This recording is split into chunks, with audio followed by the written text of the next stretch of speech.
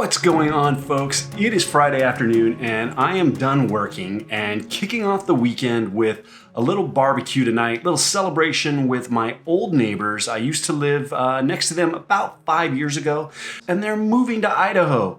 Man, am I bummed to see them go, but it's a start of a whole new chapter for them. Gary and Tracy and I actually did a lot of races together. We did the world's toughest mudder, 24-hour obstacle course.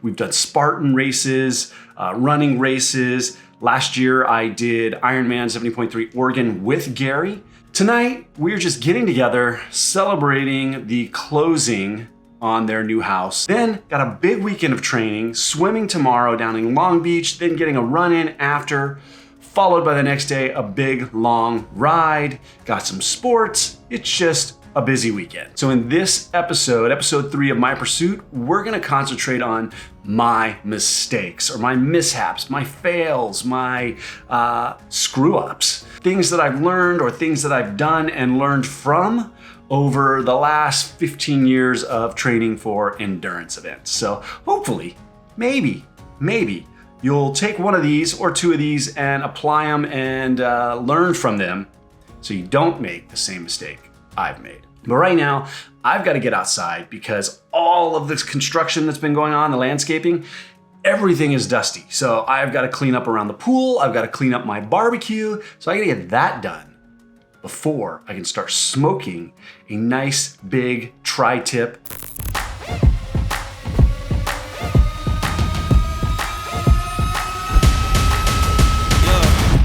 Might not wanna get close.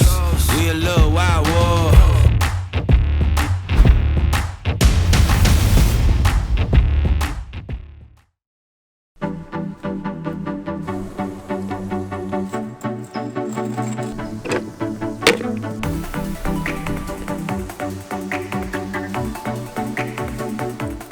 I am sweating. It is warm out here. I think it's still about 80 degrees. Getting the barbecue area all cleaned up, getting the big green egg up to about 280, then gonna drop the tri-tip on there for about 20 minutes, then fire it all the way up to about 500, 600 degrees and sear each side for 3 minutes. Also making some Brussels sprouts tonight.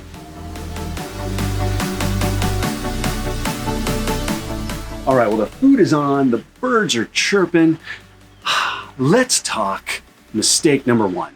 And that, to me, is overtraining. I fall victim to that over and over again. I'm getting way better at it. It's one of the reasons I have a coach now, to help me regulate and to monitor my training. Because in general, I am drawn to doing more and more and more. How much can I fit in, and slowly driving myself into the ground. And it's happened many times, and you know it's happening. You're not listening to your body's signals. You could feel it. You are feeling worse. You're getting slower. You're not motivated to train. Just, there's all kinds of signals, but it's that mindset of never doing enough. So that is one of the biggest reasons since coming back after my 10-year break from triathlon, I'm now working with BJ, who is my coach, and I really get workouts about 24 hours ahead of when I'm supposed to do them. I know that certain days are certain things just because I have pool days, Monday, Wednesday, Friday, that's when I can swim. So I generally know what's gonna happen, but I don't know distances, I don't know times, and he's not giving me a month ahead or even a week ahead. It's literally almost the next day typically. And that allows him to modify training based on how I'm feeling. So every day after workouts, I summarize, how did I feel? What did I do?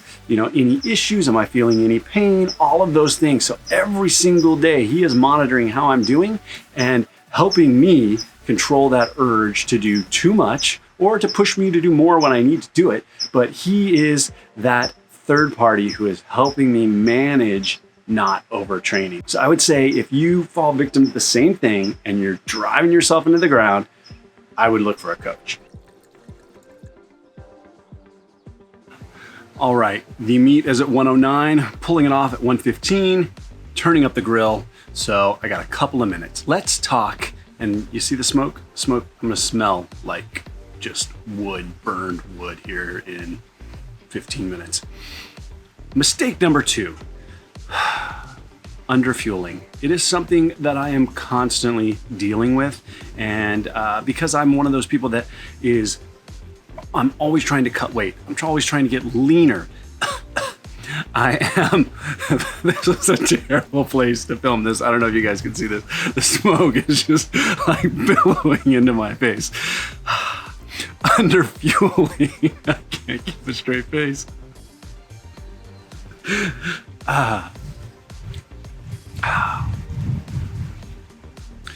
Last year even, coming into Oregon, I was heavier than I wanted to be, and I was to the point where I thought there was something wrong with me. I was gonna get blood work done. There was something wrong. I had no endurance. I was bonking during workouts, failing.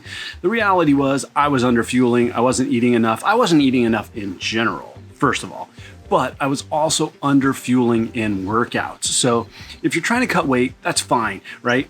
Eat less calories outside of your workout, but during your workouts, pre-workout, during your workout, don't underfuel, because I have done that so many times. And if you're trying to cut weight, cut it with calories later, clean up your diet, but don't cut your workout fuel. One, you're not going to perform as well. And two, you're not going to recover. And I'm not talking about race fueling. We're just talking about training fueling right now.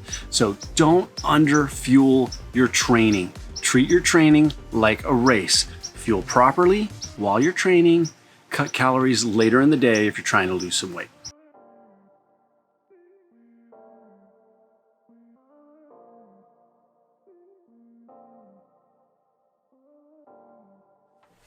All right, well, the meat is done. The Brussels sprouts are just about done.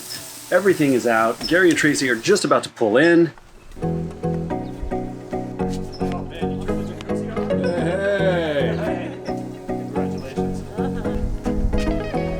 Make it happen. Thank Yes, you. you did.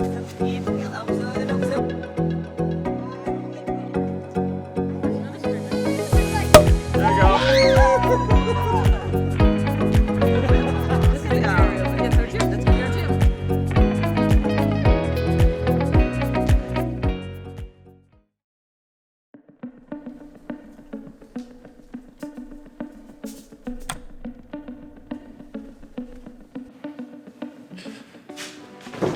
It is Saturday morning. Ended up having a really great time with Gary and Tracy. Man, I hate to see them go because we have had so many great times. This morning, I am headed to Long Beach to swim in the bay and then get a run in and then grab some brunch with friends. So I've got to pack my stuff up, make sure I don't forget anything.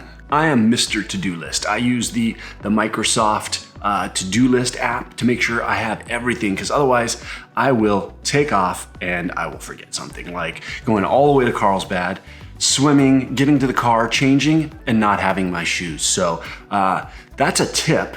There's been plenty fails or mistakes made because I didn't make a list. So now I am Mr. Packing List.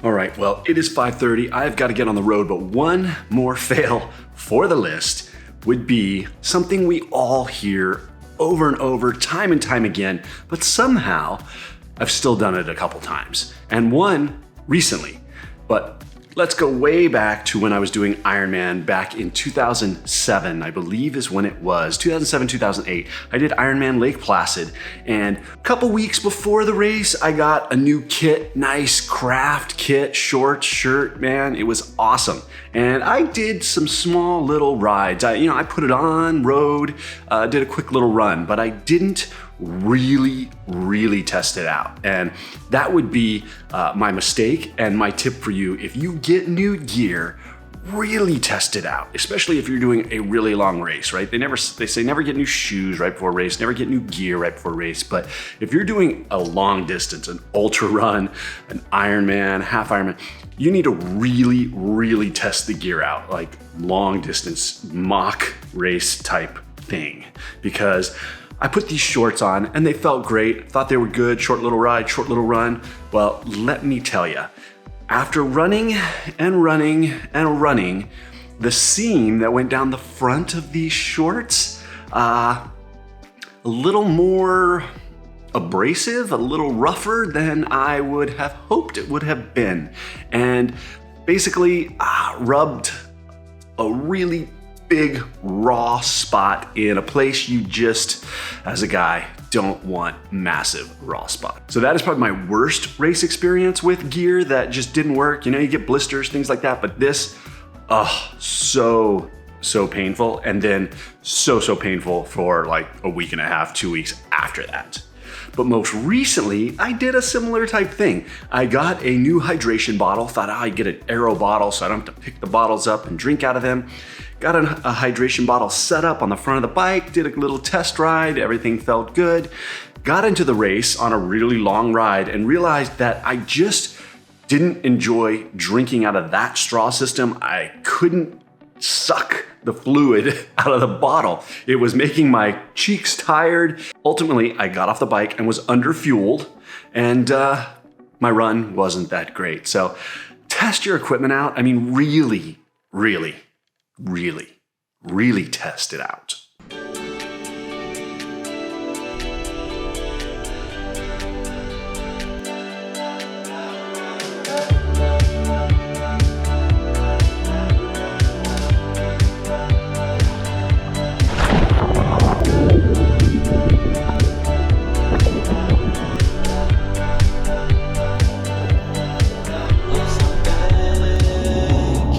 Well, we just finished the swim about 1,800 yards. Now we're taking off for about a 6-7 mile run.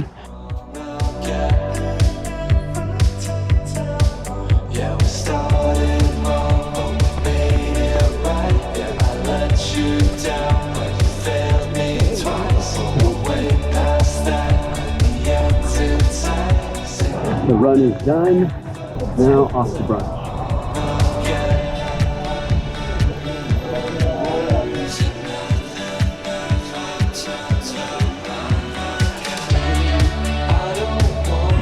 Home, had an awesome brunch. The swim was great, the water was so warm, and the run was nice. Did 70 minutes, easy on the way out. Then I did 20 rounds of 30 strong, 30 easy, then finished off with just an easy 20 minutes, 15 more minutes or so. But let's talk about another mistake or bad habit. Something that I tend to do, realize I shouldn't, and I'm constantly working on it. And that is keeping the ego in check, right? Not letting the ego take over and feeling this desire to push harder than I should, typically is what happens, right? Running intervals, running with somebody runs by me, someone rides by me, or swimming and feeling like, you know what, I need to lead this swim. I need to keep up with whoever's swimming at the front. I've done a lot of work on that recently, but over the last year or so, but really just trying to keep the ego in check. It doesn't matter if someone's moving faster than you, whether it's swimming, biking, running, whatever it is, it really does not matter. So keeping the ego in check, because I have my workout, I know the paces I need to be running, I need to run my own workout, run my own race, and keep the ego in check. That's one I still struggle with. I am cleaned up, and my oldest daughter has a birthday party, so dropping her off, and my youngest needs some new shoes, wants to do some shopping. So we're going to a place called the Block of Orange, lots of shops and restaurants. Should be fun.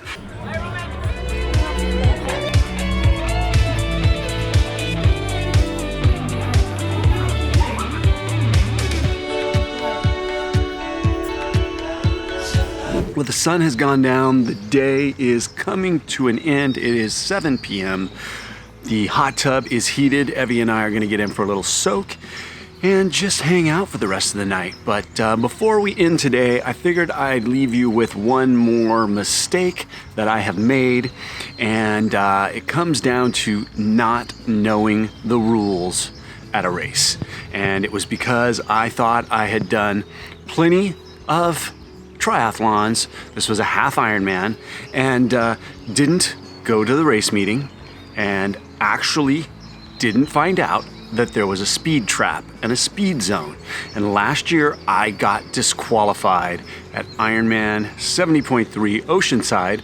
Know the rules, read the athlete guide, go to the race meetings if they have it. You just never know. Even though you've been doing these things a long time, you never know. And I've been doing this stuff for a really long time, and I made the mistake. I had never done this race before.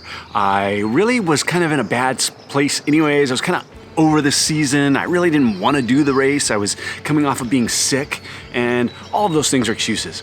I should have gone. I should have known about the speed zone, and I had had mechanical issues, so I was already in a bad mood. I was riding the bike as fast as I could, and I blew through the speed zone, and I got disqualified. So do your homework, go to the race meetings. That was a major, major mistake, fail on my part, and I got what I deserved. I broke the speed limit, and I got disqualified. Time to enjoy a little soak. Tomorrow, Sunday morning, got a big ride, 3 hours, gonna hit the hills.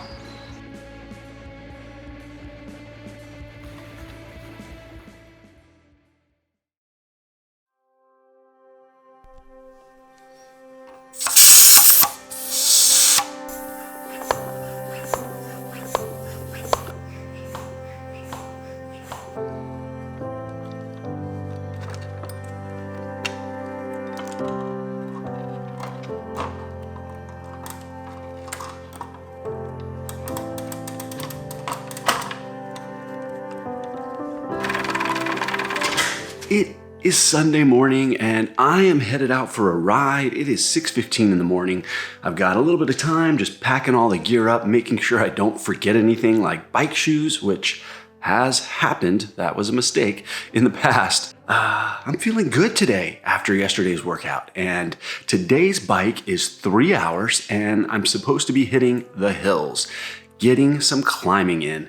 Last year at Oregon, Oregon was advertised as a flat bike course. And not that it was hilly by any means, but it was definitely rolling, not flat. So I spent a lot of my preparation on the trainer and doing the river trail and not really doing much climbing at all. I still had a decent ride, but I felt like I could have really done me some good to have spent some time in the hills. So I'm doing more of that this year for sure. Then after that, I'll go straight from biking, grab some food, to the soccer field. My daughter has a soccer game today, and that's really all that's planned. I have a bunch of dirt for my planters, my garden being delivered tomorrow, and unfortunately, it's supposed to be the biggest rainstorm of the year. So I'm gonna be headed to Home Depot to pick up some tarps in order to cover all of that dirt so it's not a huge mud pile and I'm not hauling wheelbarrows full of dirt that is mainly just mud and heavy. We'll see how bad this storm is. Every rainstorm in California that's about to come days away is Storm Watch 2022. Every storm is going to be the biggest storm. So we'll see what this actually is. I mean, rain's good, but I've got stuff going on in the side yard, got dirt. I would prefer it rain, a week or two from now. But it is what it is. I'm not really that stressed about it. And actually, it's funny. I was just going to talk about not worrying about things or not going into workouts. You look at your workout and you've already decided it's going to be terrible. You're not going to feel good. You have these preconceived notions about workouts. And it's funny because I was having a conversation with someone, and Heather, I don't know if you guys watch Heather Jackson's channel, but Heather, just her latest video, she was actually talking about the same thing, that she gets in this mode of judging a workout before she ever even starts it, not knowing how she's gonna feel, but she's already decided she's not gonna feel good, it's not gonna go well. And having those preconceived notions about how a workout's gonna be, that is a huge mistake. And I used to do that a ton, but not as much anymore. And a lot of that is just recognizing your thought cycles, right? Some people are very anxious. My daughter is very anxious, and recognizing those thought cycles and pulling yourself back out of them, right? You look at the workout and immediately, right, you're just like, oh my God. Well, recognize that feeling, change the thought pattern. Don't go into a workout feeling like, oh my God, it's gonna be terrible, right? Just try and let go of those feelings and Just go in open-minded, and you don't know.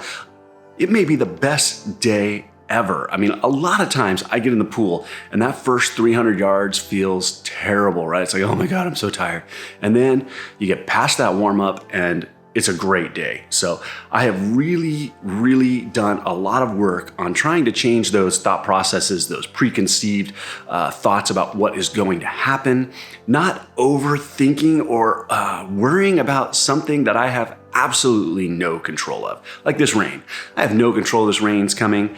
I could have probably changed the dirt delivery, canceled it, but you know what? I'm gonna get some tarps, I'm gonna cover it, and it's gonna be what it's gonna be. It's out of my control. And my workouts, my coach assigns those workouts. I'm not gonna stress about them and worry about them and think that, oh my God, it's gonna be so hard, I feel so terrible. Just go in with an open mind. So that was a huge mistake I used to make, and I have done a lot of work on trying to change those negative thought patterns. All right, I gotta pack all this stuff up. I'm gonna grab one more cup of coffee, number 2, just a little extra caffeine, I think. Grab something to eat and get out of here.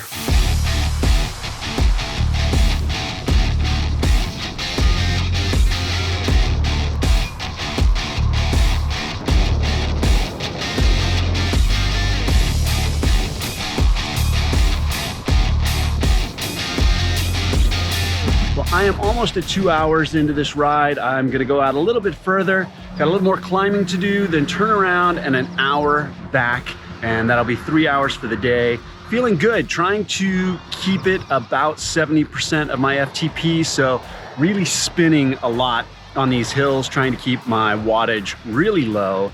And this is a great spot I stop at because there is a little porta potty here off this highway that it's always clean, so it's perfect. But I thought I'd talk about one more mistake, and I'm getting better, but it's still one that I make, and it's really consistency.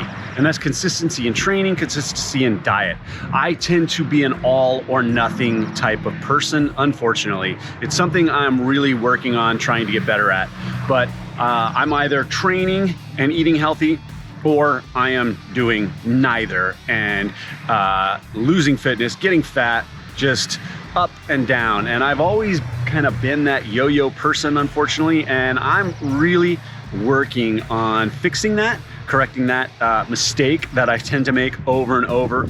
Do some really big event and then kind of crash after it. I don't know if you guys are similar, some of you, but you train, you put all this effort in, you lose all this weight, you get super fit, you do an event, and then after the event, you kind of crash and you cut back or you stop training, whatever it is, and then pretty soon there's another event and you kind of start all over, and you constantly feel like you're starting all over. And for me, that's one of those regrets that I've had is I've never really gone super consistent in Ironman training for years and years and years to actually see where I could get. I was always kind of up and down and taking breaks. So that is a mistake I am trying to fix and improve my consistency. Well, unfortunately, I just hit something and my tire completely flat.